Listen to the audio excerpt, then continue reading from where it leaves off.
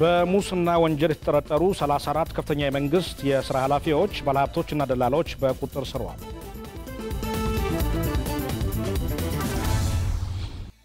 በአዲስ አበባ ቁጠባ ቤቶች ልማት ኢንተርፕራይዝ የሚደረግላቸው ድጋፍና ክትትል አነስተኛ መሆን ስራቸውን እንዳጓተባቸው በ40/60 ቤቶች ግንባታ ላይ የተሰማሩ ስራ ተቋራጮች ተናገሩ።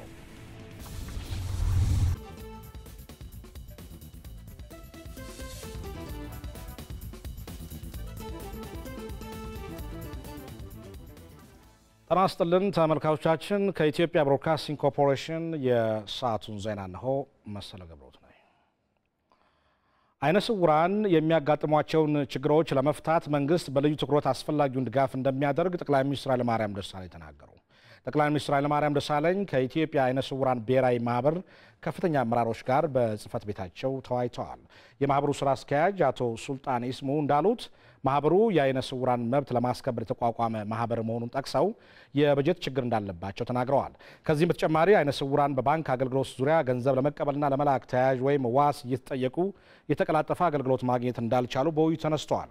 ጠቅላይ ሚኒስትር ኃይለማርያም ደሳለኝ በበኩላቸው ማህበሩ ያሉበትን የበጀትና ሌሎች ችግሮች ለመፍታት መንግስት ድጋፍ ያደርጋል ብለዋል።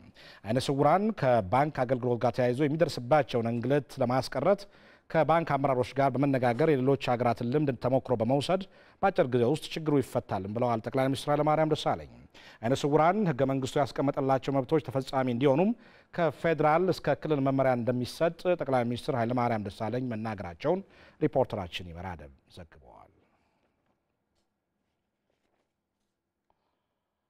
በሙስና ወንጀል የተጠረጠሩ 34 ከፍተኛ የመንግስት የሥራ ኃላፊዎች ባለሀብቶችና ደላሎች በቁጥጥር ስር ዋሉ።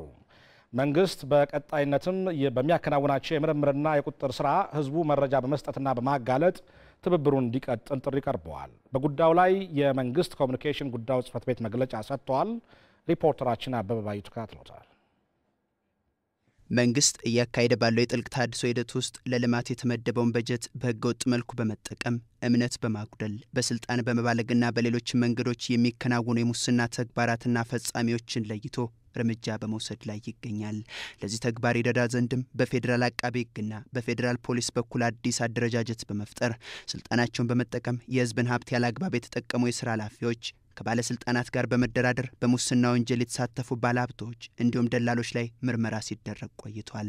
የመንግስት ኮሚኒኬሽን ጉዳዮች ጽህፈት ቤት ኃላፊ ሚኒስትር ዶክተር ነገሪ ሌንጮ እንደተናገሩት በዚህ ረጅም ጊዜ በወሰደው ምርመራ የተለዩና በሙስና ወንጀል የተጠረጠሩ አካላትም ይፋ መሆን ጀምረዋል። እስካሁን ድረስ ወደ 34 የሚሆኑት ቁጥጥር ስር ውሏል። ግን በሂደት ደግሞ ቁጥሩ እየጨመረ የሚሄድ ነው የሚሆነው። ተቋማቶቹን በተመለከተ አንደኛ የአዲስ አበባ መንገዶች ባለስልጣን፣ የፌደራል መንገዶች ባለስልጣን እንዲሁም ደግሞ የስኳር ኮርፖሬሽን እንዲሁም የገንዘብና ኢኮኖሚ ትብብር ሚኒስቴርና ሌሎችም ተቋማት ይገኙበታል። በቁጥጥር ስር ያሉት አካላት የሀገርን ሀብት ከመመዝበር ባለፈ በመንግስትና ህዝብ መካከል መተማመን እንዳይፈጠር ያደረጉ መሆናቸውንም ሚኒስትሩ ተናግረዋል። በእነዚህ አካላት ላይም ተጨባጭ መረጃ መገኘቱን ነው ዶክተር ነገሪ የገለጹት። የአሁኑም እርምጃ የተወሰደው በተለይም ደግሞ በአዲስ አበባ ከተማ አስተዳደር ውስጥና በፌዴራል ደረጃ ያሉት ላይ ናቸው እርምጃው የተወሰደው ማለት ነው። ይሄ እርምጃ የተወሰደው መረጃ ስለተገኘ ነው። በተለይም ደግሞ የዋና ኦዲተር ሪፖርት የአዲስ አበባ የኦዲት ሪፖርት መሰረት በማድረግ ነው። እንዲሁም ደግሞ ጉዳዩ ከሚመለከታቸው መስሪያ ቤቶች ሰራተኞችና እንዲሁም ህዝቡ በሰጠው ጥቆማ ስለሆነ ይሄ መለመድ አለበት። አሁን በቁጥጥር ስር ያሉትና በቀጣይነት በየክልሎች ጭምር በምርመራው ተለይተው የሚያዙት አካላት ማንነት ዝርዝርም ይፋ ይደረጋል ተብሏል። እነማን ናቸው? ምን አይነት ወንጀል ውስጥ ነው የተሳተፉት? የወንጀሉ መጠን ምን ይመስላል? ከሙስና ጋር የተያያዘ ነው። ነገር ግን ዝርዝሩን በቀጣይነት በቅርብ ቀናት ውስጥ የምናሳውቅ ይሆናል። ይህ መረጃ ይፋ በሚሆንበት ወቅት ተጠርጥረው በቀጣይነት የሚያዙ አካላት ሀብትና ንብረት እንዳያሸሹ አስፈላጊው ቅድመ ዝግጅት መደረጉም ተገልጿል። መንግስት በጥልቅ ተሃድሶ ቃል በገባው መሰረት ራሱን በመፈተሽ በህዝብ ጥቅም ላይ የሚረማመዱ አካላትን ለመያዝ በሚያደርገው ጥረት ውስጥ ህዝቡ የበኩሉን እንዲወጣም ጥሪ ቀርቧል። የህዝባችንን ጥያቄ ለመመለስ ዜጎቻችንን እያስለቀሱ ኃላፊነት ተሰጥቷቸው ኃላፊነታቸውን በአግባብ መጠቀም ሲገባቸው ያንን ወደ ጎን በመተው እምነት ያጎደሉና በሙስና ተግባር ውስጥ የተሳተፉትን መንግስት ካሁን በኋላ በምንም መልኩ እንደማይታገሳቸው ተጠያቂነትን ለማስፈን ተጠናክሮ ሙስና ላይ የጀመረውን ትግል የሚቀጥል መሆኑ ታውቆ ህዝባችንን ከመንግስት ጎን ቆሞ መረጃ እንሰጡ እንዲሁም ደግሞ በአጠቃላይ የመንግስት ሰራተኛ ሌሎችም ዜጎቻችን በዚህ ጉዳይ እንዲተባበሩ ጥሪ እናቀርባለን። በአዲስ አበባ ቁጠባ ቤቶች ልማት ኢንተርፕራይዝ የሚደረግላቸው ድጋፍና ክትትል አነስተኛ መሆን ስራቸውን እንዳጓተባቸው በ40/60 ቤቶች ግንባታ የተሰማሩ ስራ ተቋራጮች ተናገሩ። አስተዳደሩ በበኩሉ የተነሱን ችግሮች ለመፍታት የሚያስችል የአሰራር ማሻሻያ ያዘጋጀው ነው ብለዋል። በ40/60 የቤት ልማት ፕሮግራም የ2009 በጀት እቅድ አፋጸም ዙሪያ የባለድርሻ አካላት ውይይት ተካሂዷል። ለዝርዝሩ ፈይበን ተሾመ።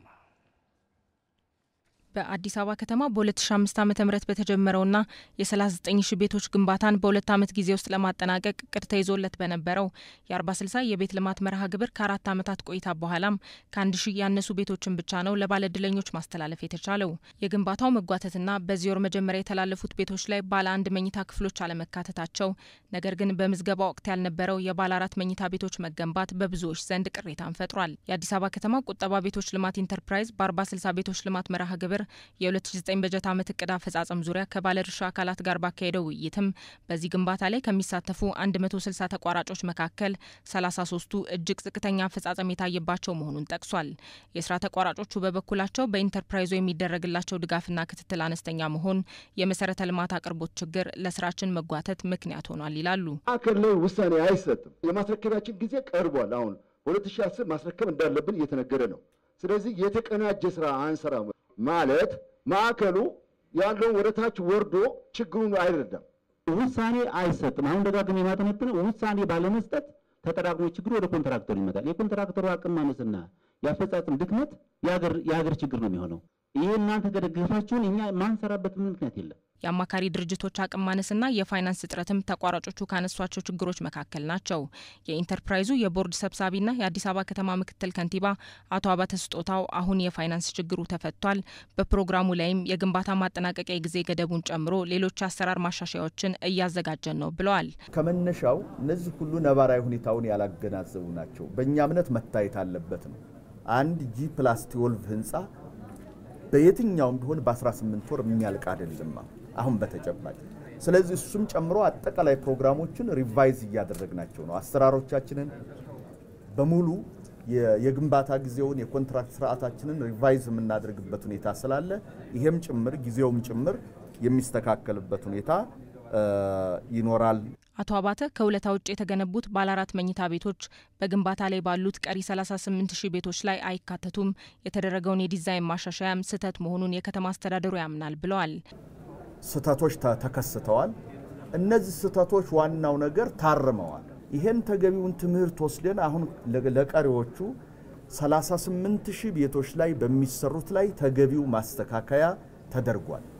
ስለዚህ እነዚህ ባለ 3 መኝታ ባለ 1 መኝታ ቤቶች አሁን ድሎ ያለፋቸው በሚቀጥለው ላይ በበቂ መጠን የሚያገኙበት ሁኔታ ይኖራል ማለት ነው። በ40/60 የቤት ልማት መርሃ ግብር እየተገነቡ ካሉ ቤቶች መካከል የ20900 ቤቶች ግንባታ አፈጻጸም 68% ደርሷል።